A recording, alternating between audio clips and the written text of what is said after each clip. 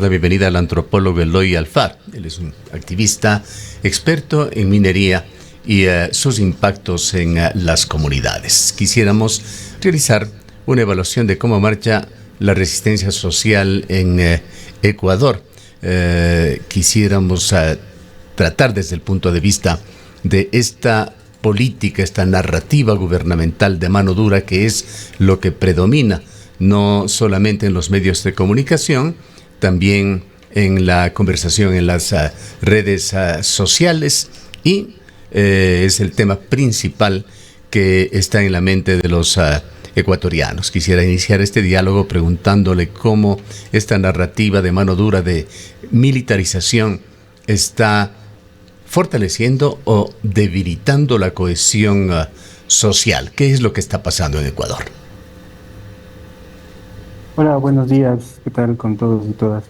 A ver, creo que la narrativa de Daniel Noboa se repite, ¿no es cierto? Lo que ya vimos hace 2 años, la narrativa militarista de entrar con tanquetas, con helicópteros y rodeado de policías y militares a distintas zonas del país, se repite.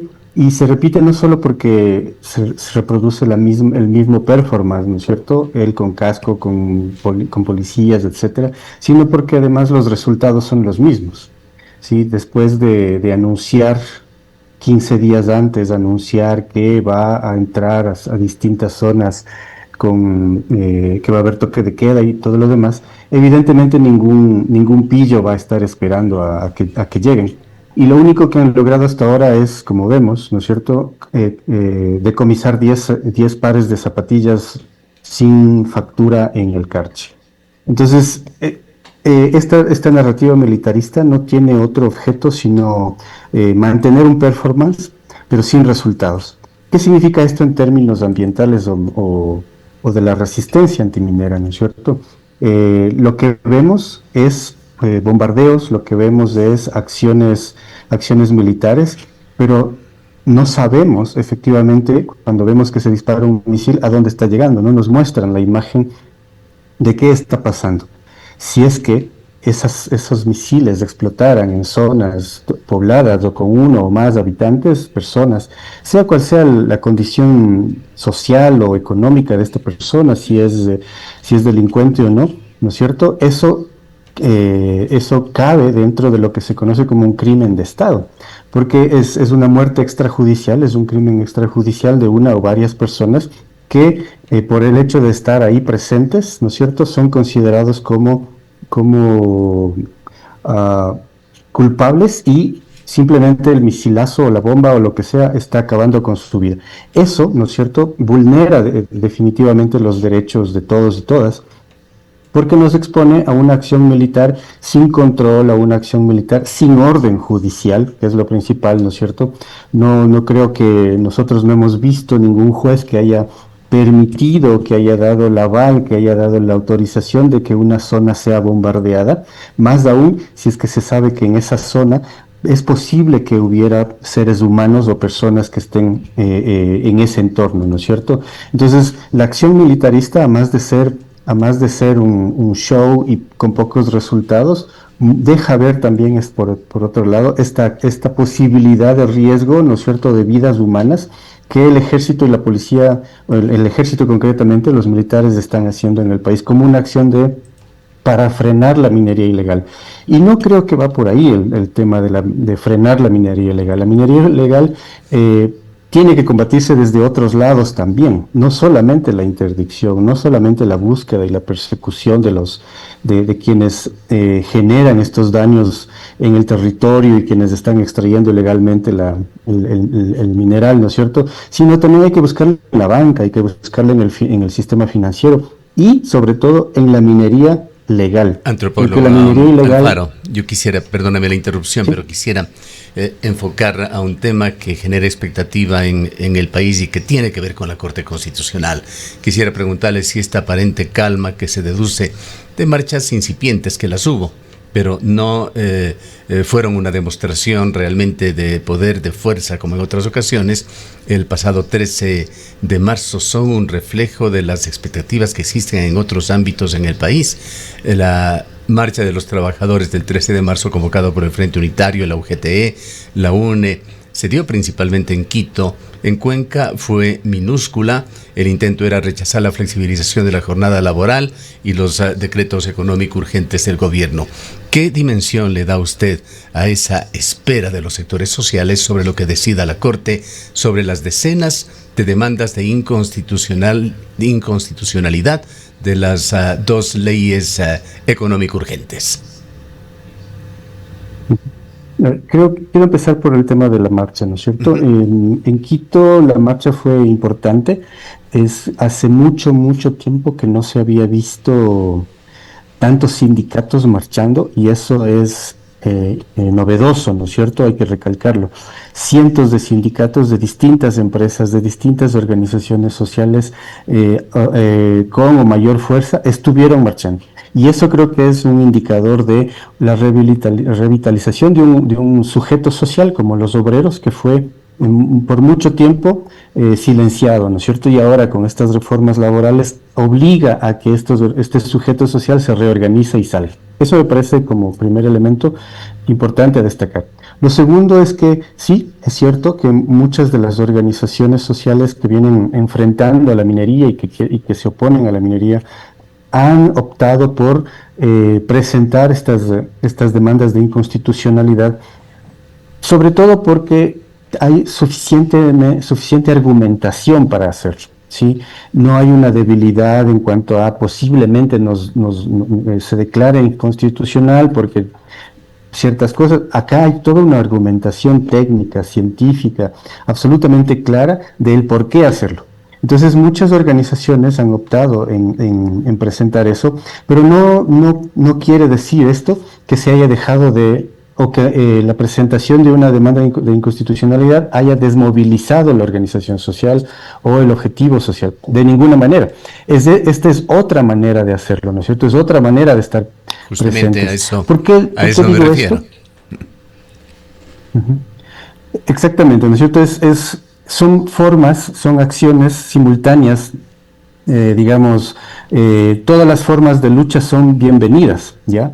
Y esta es otra forma de lucha, ir a lo constitucional y ir a lo democrático, lo que demuestra, ¿no es cierto?, en contrario a lo que el gobierno hace, que hay una vocación absolutamente democrática de las organizaciones sociales, hay un interés absolutamente democrático de apostarle al Estado, de apostarle a la sociedad civil, de apostarle a este país, ¿no es cierto?, por agotar todas las vías democráticas antes de tomar otro tipo de acciones.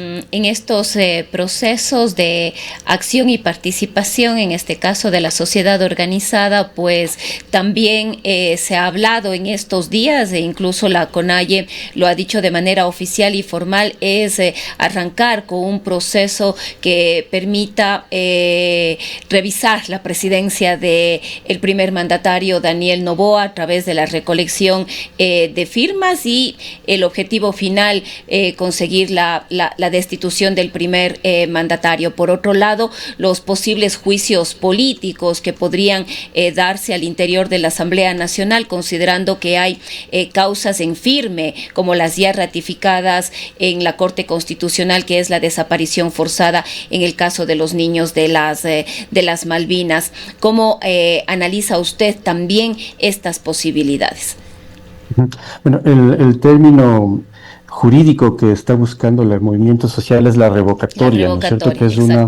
Que es un término que está constitucionalmente y legalmente garantizado en nuestra Constitución y que nos permite, actuar en ese sentido. Aquí hay dos cosas. Una, que la revocatoria es un proceso que requiere de varias etapas y que en estas etapas todo puede pasar. Sabemos que estamos jugando con la cancha en contra, tenemos el CNE en contra, tenemos todo el aparato del Estado en contra, que persigue a los luchadores sociales, que persigue a los líderes sociales.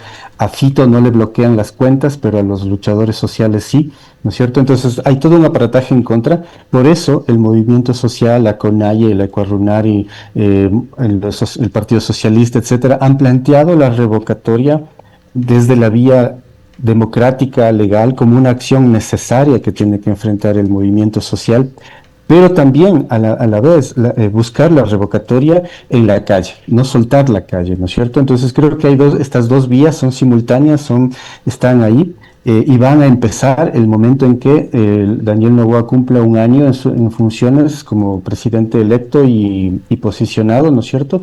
Entonces, creo que hay esas dos contextos que hay que considerar, ¿no? Una, la vía democrática, que no creo que Daniel Noboa se atreva a cortar esa vía democrática. Seguramente va a poner muchas trabas, habrá muchas demandas o muchas solicitudes para la recolección de firmas, y seguramente el CNE va a negar a muchísimas de esas, pero no puede negar a todas, ¿no es cierto? No puede bloquear a todas, no puede decir que todas incumplen, porque eso evidentemente sería quitar la posibilidad democrática al movimiento social, negar las opciones democráticas al movimiento social, y creo que esa no es la opción, ¿no es cierto? Entonces, por un lado habrá este proceso de recolectar firmas, de ir a un proceso de consulta popular para revocar el mandato, que puede tomar un buen tiempo, un año, qué sé yo. Pero la otra es la acción en la calle, presionar sobre todas estas acciones que hemos mencionado, ¿no es cierto? Las leyes antimineras,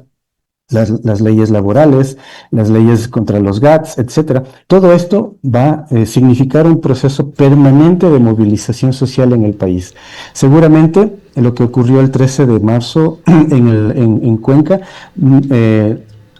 que fue simultáneo, ¿no es cierto? Y hay que decirlo, en varias ciudades del país, y ahí radica la fuerza, ¿no es cierto? Va a seguir ocurriendo en el resto de meses, conforme vaya dándose el proceso de revocatoria. Creo que hay una vocación importante de la organización social, y es una vocación democrática, ¿sí? Apostarle a la recolección de firmas, apostarle al proceso con la Corte Constitucional. Por ahí va la convicción democrática, ¿no es cierto? Que es muy opuesto a lo que ocurre con el Estado. Vayamos un poquito más adelante a lo que puede suceder. ¿Qué implicaciones tendría para el país si la Corte Constitucional falla a favor o en contra de esas demandas? Empezando por el tema minero, ¿no es cierto? Sabemos que Daniel Noboa ha hecho compromisos, ha hecho acuerdos, ha firmado compromisos propios o también a nombre del Estado con empresas y con gobiernos a favor de que ingresen a la minería y flexibilizar las condiciones mineras para que esto se dé, ¿no es cierto? Pero esto puede haber un escenario en el que la Corte Constitucional efectivamente diga, sí, se niega, ¿no es cierto? Pero ¿cuánto tiempo va a durar desde que entró la demanda hasta que la Corte Constitucional emita un dictamen, ¿no es cierto? Pueden tomar varios meses. En ese lapso de tiempo pueden ocurrir muchas cosas. Y ahí viene el punto, ¿no es cierto? Si la Corte Constitucional puede plantear que que todo lo que se haya definido en ese lapso de tiempo, todas las aprobaciones que se hayan dado a las mineras, todos los vistos buenos y todos los permisos ambientales que se haya dado a las mineras, si es que la Corte Constitucional los valida o los niega. Y ahí viene la trampa, ¿no es cierto? Parece que esa es la parte más vulnerable de este dictamen, es que qué va a ocurrir en ese lapso de tiempo, qué va a pasar con los permisos que el Ministerio del Ambiente y Energía va a dar, van a mantenerse o se van a negar después del dictamen. Eso no lo sabemos todavía. Y si es que eso se da, ¿no es cierto? Si es que en ese lapso se aprueban, se aprueban permisos, se dan licencias, etcétera, y pueden ingresar empresas mineras a extraer minerales, podría haber demandas de parte de estas empresas. Se podría leer como una inseguridad jurídica, habría varios escenarios, ¿no es cierto?, por ese hecho.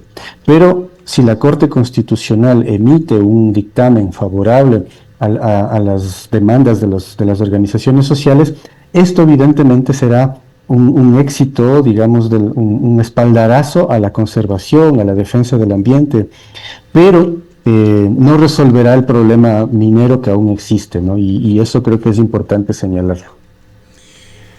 Quisiera preguntarle, volviendo la mirada a los movimientos sociales, le pregunto, ¿se encuentra quizá en una especie de periodo de reflexión, de acomodo al nuevo marco legal? a los acuerdos de libre comercio que contienen una serie de aspectos polémicos que no han sido aún debatidos en el país. A esos efectos diarios que tenemos de lo que sucede muy lejos, me refiero a la guerra de Irán que está afectando a todo el mundo. Ecuador no es la excepción. Hoy, por ejemplo, se ha anunciado que falta gasolina o benzina para los aviones y que los vuelos que vienen a Ecuador tienen que venir con sus tanques llenos, pues Ecuador no puede suplir esta necesidad. Y así por el orden. ¿Qué transformaciones observa en definitiva usted en la identidad política de los movimientos sociales en el momento actual? Yo creo que hay que reconocer, ¿no es cierto?, que ciertos temas que nos motivaban antes, que nos convocaban algunas décadas atrás, ¿no es cierto?, ya no son lo que nos convoca ahora. Uno de esos es la seguridad social, por ejemplo. Yo recuerdo en los 90 la seguridad social fue clave para movilizar la ciudadanía. Los temas de privatizaciones fueron elementos centrales que movilizaron y que dieron sentido al movimiento social en los 90, y ahí vino también la dolarización, ¿no es cierto? Esos temas que fueron antes, ahora han sido, ya no son los motivantes principales. Creo que uno de los temas que motivan más ahora tiene que ver con la identidad, género, identidad, etcétera, pero sobre todo el ambiente, ¿sí? Y ahí viene un actor social nuevo, que son los jóvenes. Como profesor universitario uno identifica, ¿no es cierto?, cómo los jóvenes se han ido adaptando a una lógica, a una búsqueda de preservar el entorno, el ambiente. Ellos mismos conservan, ya no botan basura, etcétera, muchas prácticas, ¿no es cierto? Pero eso mismo es un indicador de cómo estos temas han ido mutando de actor social. Ahora son jóvenes, no jóvenes que se motivan por la búsqueda en contra de la privatización, sino se motivan por la defensa del ambiente, del agua, etcétera. Y en ese mismo contexto, ¿no es cierto?, lo que ocurre a nivel global también, digamos, ha hecho que los movimientos sociales tengan una postura como de mirarlo de lejos, sin mirar de lejos lo que está ocurriendo, porque además es tanto, es demasiado, es inmenso lo que se acaba de mencionar, los acuerdos multilaterales, etcétera.